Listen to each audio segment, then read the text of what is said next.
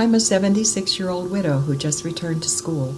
My entry into the exclusive club for widows began in July of 2018 when my husband died within 10 days of entering the hospital. So this topic is very personal. I am a petri dish in which widowhood was and is still being cultured. I've lived a long time and navigated many grief journeys, the death of my infant grandson, my mother, and my grandmother. But the death of a spouse, the love of your life, explodes your world. I feel it's important to share the reality and the research surrounding the subject of older widows. I think of older widows as women living with their partner in an empty nest.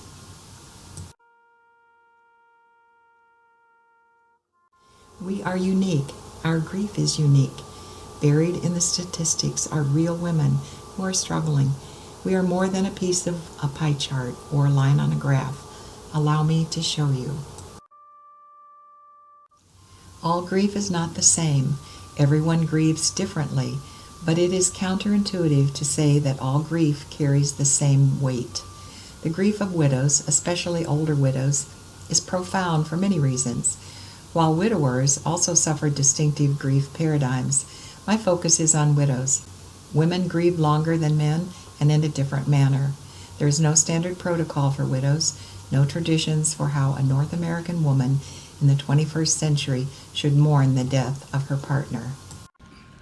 On behalf of the President of the United States, Commandant Marine Corps, and Grateful Nation, please accept this flag as a symbol of your loved one's faithful and honorable service.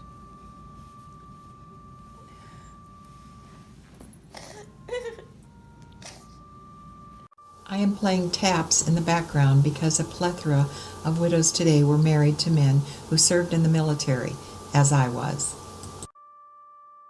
The stages of grief outlined by Kubler-Ross in her 1969 book on death and dying present only the basic common reactions seen with grief. The grief road for widows meanders across a more vast expanse of the human condition than is portrayed here in this graph. There are about 700,000 new widows each year. These widows face daunting challenges, which I have experienced, researched, and wish to share with you. Much of my research is anecdotal. Since this is a rhetoric conference, sharing the voices, laments, and the anguished words from wounded widows seems appropriate. So what are these challenges? What makes an older widow feel so lost? Why is her experience unique? Why is she psychologically devastated? Here are specific elements of grief with which widows wrestle. I find they are more unique to and exaggerated with older widows. They are the boulders she must climb over along her path of grief. They loom large in every widow's grief journey. Fear is the emotion beneath these boulders. Her world becomes terrifying. She faces circumstances that differ from others suffering a loss, such as reduced Social Security benefits and maybe loss of her spouse's pension, of moving and the disposal of decades of belongings, of unlocked doors. She is now the one who has to remember to lock them, of dying in her sleep alone in the house, or not dying and having to face tomorrow, fear of driving if her spouse has been the driver since their retirement, fear of making wrong decisions and not having the time left in her life to fix them. Let's examine the widow's personal challenges individually. She may be living alone for the first time in her life. Due to the option of divorce in recent decades, where before there were cultural or religious prohibitions, she is most likely enjoying a loving long-term relationship when her spouse dies. She went from home to college or moved and took a job, living with roommates perhaps, then on to marriage. Even if she was a single parent at some point, she had children living with her. Now she comes home to an empty house. It's chilling, frightening, and alien to her. She is overwhelmed with what lies ahead. She often lacks the skills required for everyday home management, like taking care of the residents by herself. That tops the list. Things like lawn care, home repairs, cleaning gutters, snow removal. Also paying the bills, handling the banking, learning how to work the electronics, the TV remote, the cable, the computer, the iPhone. He is not there to help her. Taking care of the car, maintenance, gas, registration, renewal. She may never have handled these things before. In the first few months after my husband's death, my car broke down, my garage door wouldn't open, a toilet backed up, my money market account was depleted by cyber thieves, my webpage was hacked, my husband's life insurance was disputed, and the monitor for my computer quit working. It was pledge night in my widowhood sorority. The widow was a wife at one time. Now she is what? A matriarch? A dowager? Who is a widow? What does she look like? She may no longer feel there is a role or place for her in her family or community. She may feel invisible. She is no longer part of something, for she has lost not only her husband, but her best friend, her lover, her traveling companion, her confidant.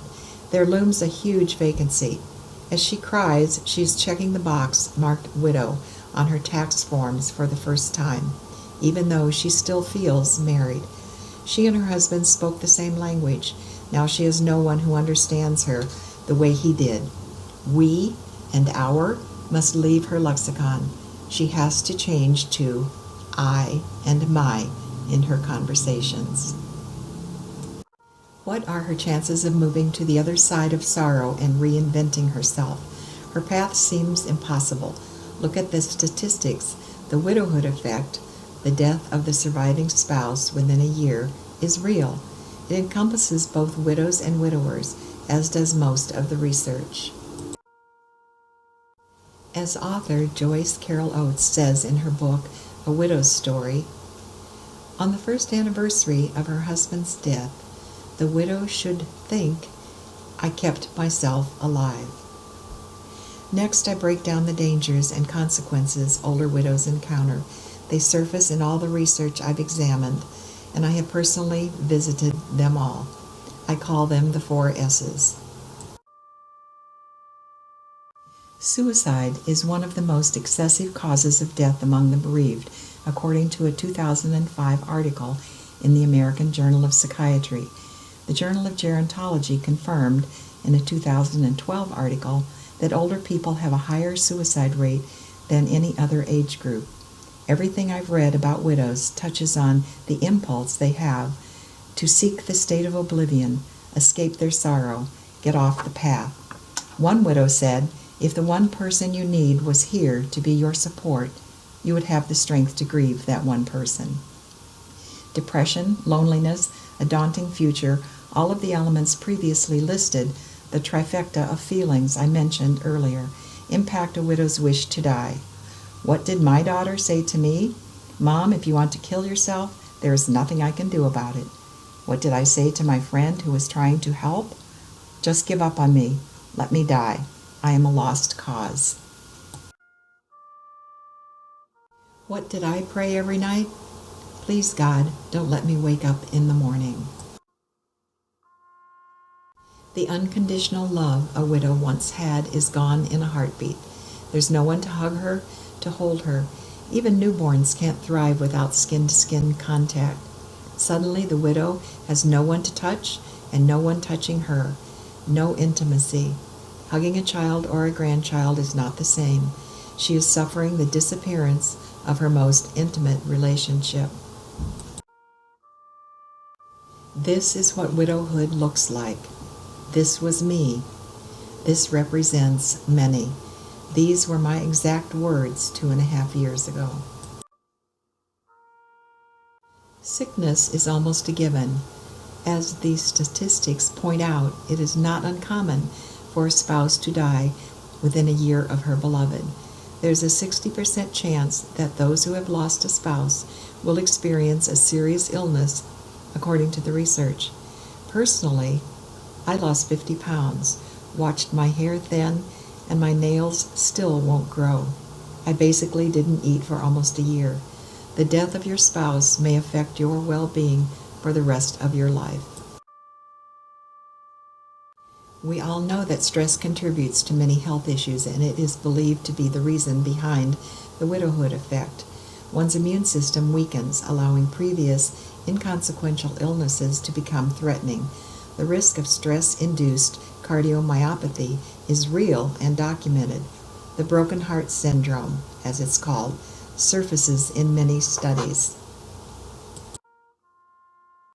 A widow may look fine and say she is fine, but chances are she is not. She doesn't want to burden her family. She doesn't understand why she can't cope. She feels lost, abandoned, and lethargic. She stumbles at every turn. She cries chronically. She asks why every night, her anguish amplified on a daily basis. She talks to her deceased spouse. She sleeps with his t-shirt and his picture beside her. She spends her days watching videos of him or playing the answering machine over and over to hear his voice. She loses interest in her kids and grandkids. If this behavior persists, it's described as complicated grief, and it's grief that lingers past the 1-year mark, mainly experienced by women.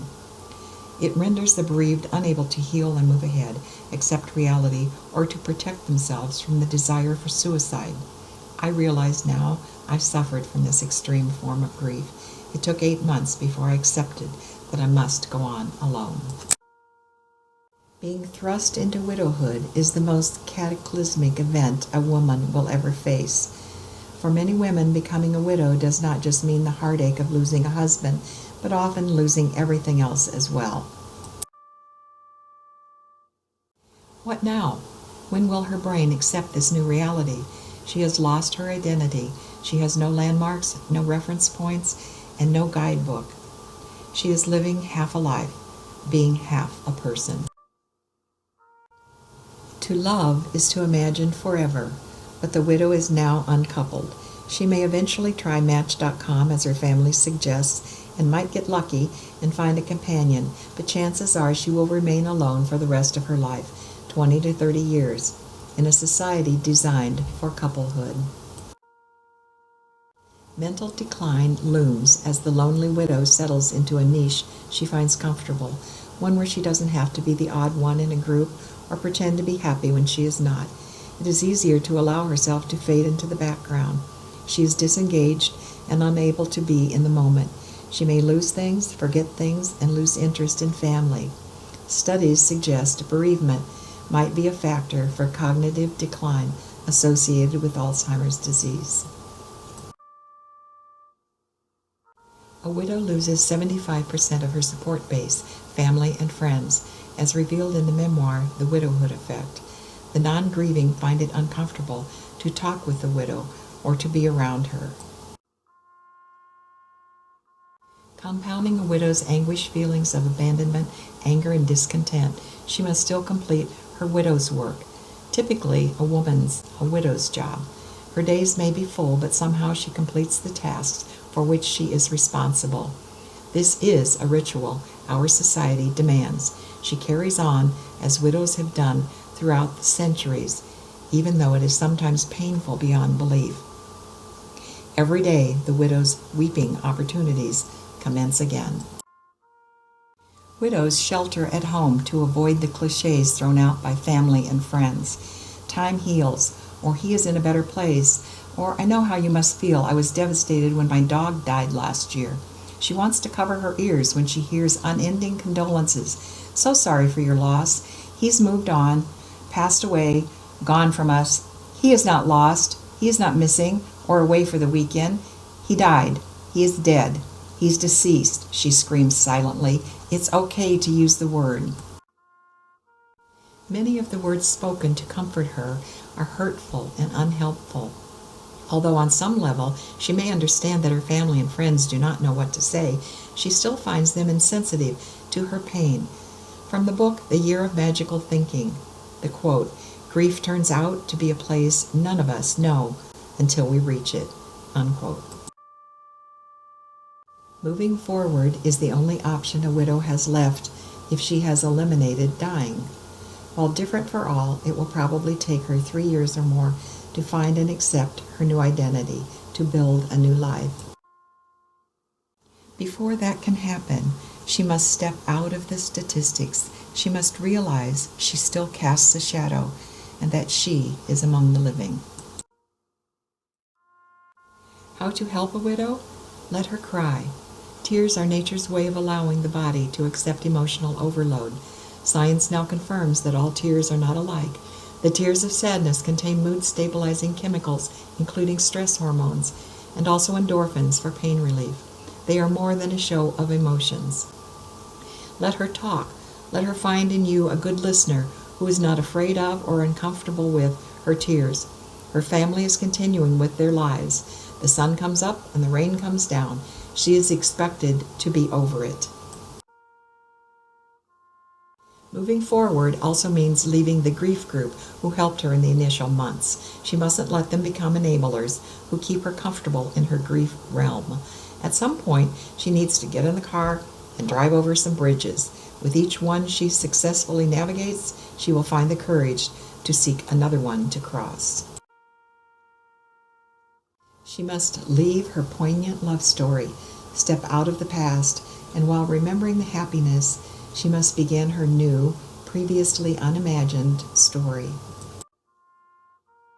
There are many survivors who have sustained an event that had seemed insurmountable.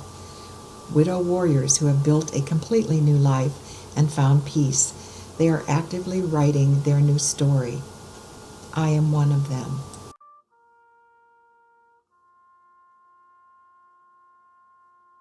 While current research focuses on the aging population in general, or combines widows and widowers of all ages, an in-depth examination of the unique sorrow and challenges experienced by older widows is understudied.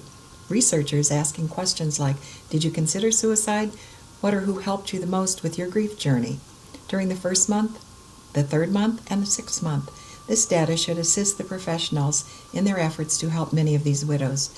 Transitioning to widowhood is a daunting task for women. Their grief deserves a platform. It may save lives.